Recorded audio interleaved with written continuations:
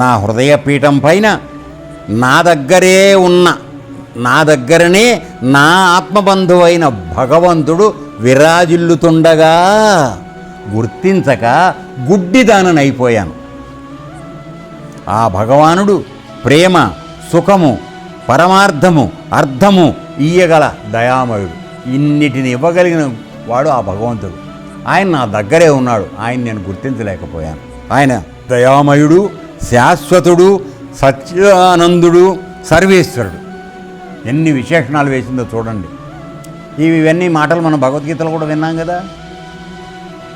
అట్టి ప్రేమమయుణ్ణి వదిలి అన్య పురుషులకై, ఇక్కడ పురుషులని మాట ఇచ్చాడు, అసలు కరెక్ట్గా వేసింది అంటే పురుషార్థముల కొరకై అని అనాలి.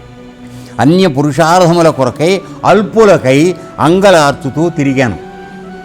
అనిత్యులను పట్టుకుని నిత్య పురుషుడిని వదిలేశాను. నిజంగా భర్త ఎప్పటికీ ఉండేవాడెవడు? వాడు ఇక్కడ మన హృదయ కమలంలో ఉన్నాడు, హృదయ గుహలో.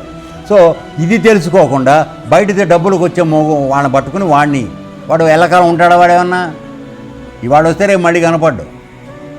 వాడు డబ్బులు లేకపోతే నువ్వు రానివ్వు, అది వేరే సంగతి. ఓకే.